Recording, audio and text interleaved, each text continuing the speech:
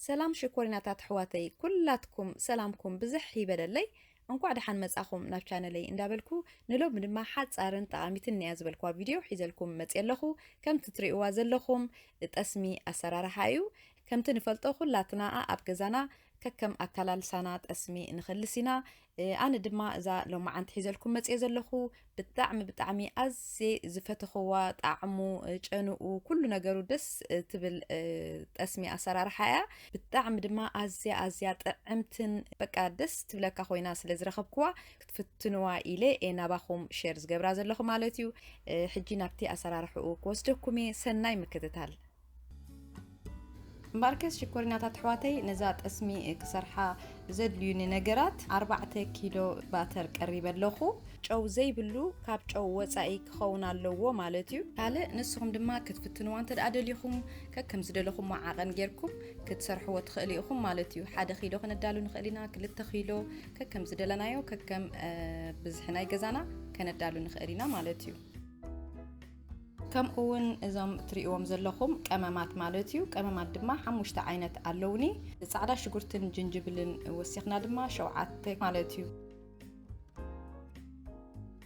ኣብዚ ኮረሪማ ኣለኒ ኣብዚ ድማ ጻዕዳ ቀመም እዚ ድማ ኣብሱዳ ማለት እዩ ኣብዚ ከዓ ኮሰረት ኣለኒ ወይ ድማ ሰሰግ ኣብዚ ድማ ኣብ ኣኸ ማለት እዩ ጻዕዳ ሽጉርቲ ከምኡውን ጅንጅብል ማለት እዩ እምበኣር ሕጂ ከም ስትሪእዎ ዘለኹም እነዚ ባተር ቀሪፈ ኣብ ድስቲ ክግልብጦ ማለት እዩ ነፍሲ ወከብ 1 ኪሎ ዝኸውን እዩ ዘለኒ ኩለን ድማ 4 ኪሎ የኽጥቀም ማለት እዩ ካለ ኣብ ከባቢኹም ከምዚአን ዓይነት ባተር እንተዳ ትረኽቡ ኾንኩም እዚአን ክትጥቀሙ ድማ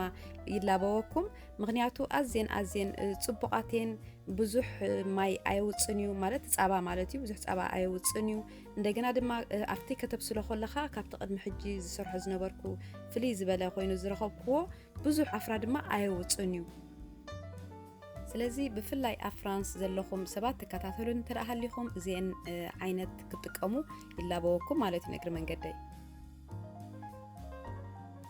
حجم بعرق زي كي وسدلي نت مسرحون خطعمني أبني اشتي حاوي جيري كم زجيركم كتأنيحي كساب زمكلي دما نتن كمامات كقولوني مالتي نتك أمامات كتقلوا خلوه دما كم زجيري قرب أبتحت زبالة حاوي جيري عندنا دما بزح أي حروروني قرب تراي تسلو عبيلة زوصو زاب سودا دما كسابيلة لك أمسري وزر لهم قرب تراي تسلو عبيلة زوصو مالتيو كم أون نزي سعدا كمم كا لك كم أو قراري ماون لك أمسري وزر لهم እሱ ድማ ጽሉ ኣቢለ ኸውጽኦ ማለት ኩሉ እዚ ዝጸልዎ ዘለኹ ነቲ ቪድዮ ክሓጽረለይ ከም ዝቅልጥፍ ዝብል ዘለኹ ዝመስል ተዘይ ኮይኑ ቀስ እንዳብልኩ ዝጸልዎ ዘለኹ ማለት እዩ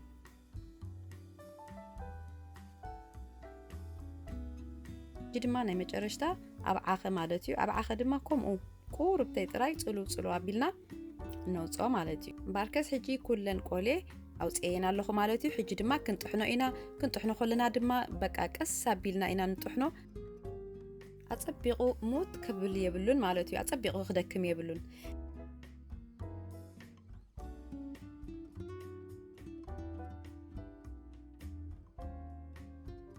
حجي خلنا طحينه عدالينا الله حجي دما نبتي أسرار حقن كيدينا تزم كوخكو تسمي كم زخوين اللي يالو مالتيو مسمخخ እንደገና ድማ ቁሩብ ንምልዋስ ክጥዕመለ ኢለ ቁሩብ ኣርግ ኣቢለ የለኹ ማለትዩ ሕጂ 6 ማንካ ኮረሪማ ከድለኒዩ ካብዘን 6 ማንካ ግን 4 ማንካ ክገብረሉ ማለትዩ 2 ማንካ ድማ ኣብ ጎኒ ከጽንሖ ጽንሒልና ንጥቀመሉ ስለዝኾነ ማለትዩ ኮሰረት ድማ ሓንቲ ኩባያን ፈረቃን ከድለኒዩ ካፍታ ሓንቲ ኩባያን ፈረቃን ድማ ታ ሓንቲ ኩባያ ኩላ ተጠቂመ ያለኹ እታ ፍርቅ ድማ ኣብ ጎኒ ኣጽኒሐ ያለኹ ማለት እዩ ሕጂ ድማ ጻዕዳ ቀመም ክጥቀመ ጻዕዳ ቀመም ድማ 2 ማንካ ይዘድለና ካብተን 2 ማንካ ግን ንሕጂ ሓንቲ ማንካ ተጠቂመ ኣለኹ ሓንቲ ማንካ ድማ ኣብ ጎኒ ኣቕሚጠ ያለኹ ማለት እዩ ራብዓይ ቀመም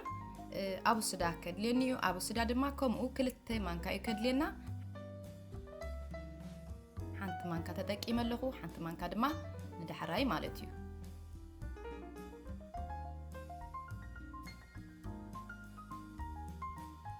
دحر لك خمس غيرنا صبو غيرنا نحواوسو مالتيو نلوسو صبو غيرنا لويسنا دما ببلاستيك غيرنا اسيرنا እንደገና መክደኑ ከዲድና ድማ ና4 መዓልቲ ዝኸውን ከዲድና ነቆምጦ ማለት እዩ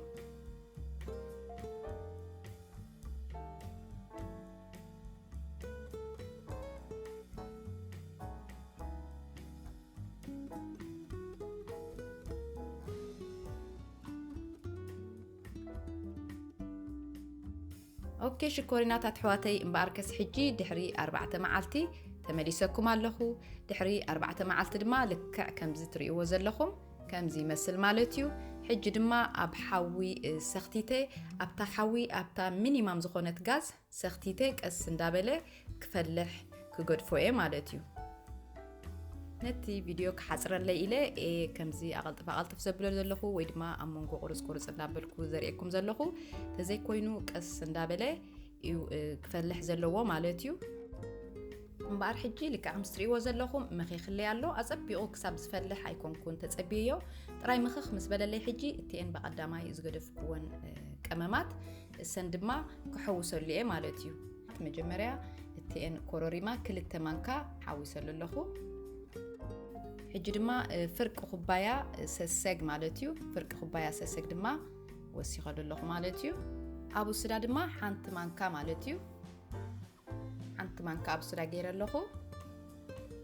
ከምኡውን ሓንቲ ማንካ ጻዕዳ ቀመም ማለት እዩ ሓንቲ ማንካ ጻዕዳ ቀመም ወሲኸሉ ኣለኹ ሕጂ ድማ ኣብ ዓኸ ማለት እዩ ኣብ ዓኸ 2 ማንካ ይጥቀም ኣለኹ ማለት እዩ ኣብ ዓኸ በቀዳማይ ኣይገበርኩሉን ስለዚ 2 ማንካ ኣብ ዓኸ ኣብዚ ኣካላይቲ ፓርቲ ኢና ንገብረሉ 2 ማንካ ኣብ ዓኸ ገይረሉ ኣለኹ ማለት እዩ ከምኡውን ናይ መጨረሽታ ጻዕዳ ሽጉርትን ጅንጅብልን ማለት እዩ 2 ማንካ ጻዕዳ ሽጉርትን 2 ማንካ ድማ ጅንጅብልን ሓዋዊሰ ገይረሉ ኣለኹ ማለት እዩ ይቕሬታ ምክንያቱ ናይ ካሜራ ንእሽተ ሽግር ኣጋጢምኒ ኣብ መንጎኡ ማለት እዩ ጻዕዳ ሽጉርትን ጅንጅብልን ክገብረሉ ከለኹ ኣይተቀረጸለይን ሶሪ እንዳበልኩ 2 ማንካ ጻዕዳ ሽጉርትን ከምኡውን 2 ማንካ ጅንጅብልን ድማ ዝተጣሓነ ኣብ መጨረሽታ ገይረሉ ኣለኹ ማለት እዩ ሶሪ اوكي امبار حجي كلنتن زدليان زبلكون قممات كلن تጠቂመለን ኣለኹ ማለት እዩ ካለ ካብ 20 ክሳብ 30 ደቂቕ ዘሎ እንተዳ ኣብሲልናዮ ኦኹሊ ማለት እዩ ካብኡን ላዕሊ ተዘይ በሲሉ ወይ ድማ ተዘይ ሓሪሩ ይምረጽ ማለት እዩ እቲ ቀመማት ንባዕሉ እቲ ዘይቲ መጢጥዎ ስለ ዘሎ ካብኡን ላዕሊ እንተዘይ ያጽናሕዎ ይምረጽ ኢለ ካብ 30 ደቂቕ ንላዕሊ ኣይብስሎኔ ማለት እዩ اوكي امبار حجي دارغا بسيللي يالو ام مጨረሽታ ድማ ንእሽተይ ጨው ክገብረሉ እየ ማለት እዩ ንእሽተይ ጨው ገይረለኹ ጨው ከከም ዓቐልና ማለት እዩ ከከም ንደልዮ ጨው ክንገብረሉ ንኽእል ኢና ኣነ ን4 ኪሎ ዝኸውን 2 ማንካ ተጠቂመ ኣለኹ ካለ ዕርዲ ኣይገበርኩሉን ኣለኹ ማለት እዩ ዕርዲ ኣብ ካልኦት ነገራት ኣብ ብዙሕ ነገራት ስለ ዝጥቀም ኣብዚ ኣይገበርኩሉን ተዘይ ኮይኑ ዕርዲውን ክትወስኽሉ ትኽእሉ ኢኹም ዕርዲውን ጽቡቕ እዩ ንሕብሪ ጥራይ ዘይኮነ ከምኡውን ንጥዕናናውን ጽቡቕ ስለ ዝኾነ ዕርዲውን ክትወስኽሉ ትኽእሉ ኢኹም ማለት እዩ ብጫ ክኾነልኩም ኣጸቢቑ ካብዚ ንላዕሊ ትደልዩ እንተደኣ ኮንኩም ወይ ድማ ዕርዲውን ትፈትኩ እንተደኣ ኮንኩም ዕርዲውን ክንገብረሉ ንኽእል ኢና كلك عم تريوا زلهم بتعمي ጨኑኡን ገሊኡን بتعم هاننننن يزبل مع زو ገለ ሁሉ ዓብ في استراتيجي ከፊትናዮ ብሙሉ በቃ ተጨናን ትገለን አይ قربنيو ተጨኑኡ አዝዩ ክጣዕም ማዓትዩ بتعمي እፈትዮ ፈትዎ ይኹም አይ ሆፕ እንተዳ ፈቲንኩሞ አዝይኹም ከም ትፈትዎ አይጠራጠርኒ ማለት እዩ ሕጂ ድማ ቆሩብ ዝሕል ኢልለ ያሎ ማለት እዩ ዝሕል ምስ በለለይ ድማ ኣብ ከምዚ ዓይነት ጥርሙስ መጀመርያ ይግልብጦ ማለት እዩ ኣብኡ ምስ ገልበጥክዎ ድማ እንደገና ድማ ኣፍቲ መቐመጥዩ ኣብ ጽሩይ ጥርሙስ ከምዚ ገይረ ድማ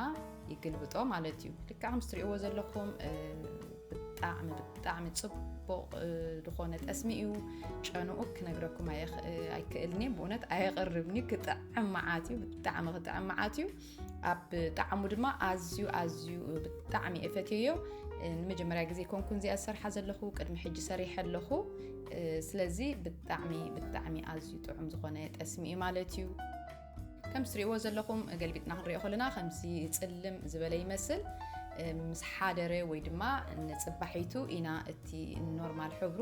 ፅቡቕ ሕብሩ ንረኽቦ ማለት እዩ ንፅባሒቱ ድማ ከምዚ ይመስል ማለት እዩ ልክዕ ምስ ትሪእዎ ዘለኹም ኣዝዩ ፅቡቕን ጥዑምን ዝኾነ ጠስሚ ማለት እዩ ኣዝዩ ብጣዕሚ የፈትየዮ ፈትንዋ ኢኹም ሽኮሪናታት ኣሕዋተይ እምበኣርከስ ናይ ሎማዓንቲ ቪድዮ ከምዚኣ ትመስል ኣይ ሆፕ ክትፈትውዋ እንተዳ ፈቲኹማ ላይክ ግበሩ ከምኡውን ማሓስና ክትበፅሖም ሼር ንግበራ ሽኮሪናታት ኣሕዋተይ ካብ መጀመርያ ክሳብ መጨረሻ ምሳይ ሓቢርኩም ስለ ዝፀናሕኩም ኣዝየ ካብ ልቢ እየ ዘመስግነኩም የቐኒየለይ ከምኡውን ሓድሽቲ ትኾንኩም ነዛ ቻነል ሳብስክራይብ ብምግባር ቤተሰበይ ክትኮኑ ድማ ብክብሪ ይዕድመኩም ማለት እዩ እምበኣርከስ ኣብ ቀፃሊ ጠቓሚ ዝበልኮ ቪድዮ ሒዘልኩም ክሳብ ዝመፅእ ሰሰናይን ጠጥዑም እንዳትመነኹ ቻው ቻው Thank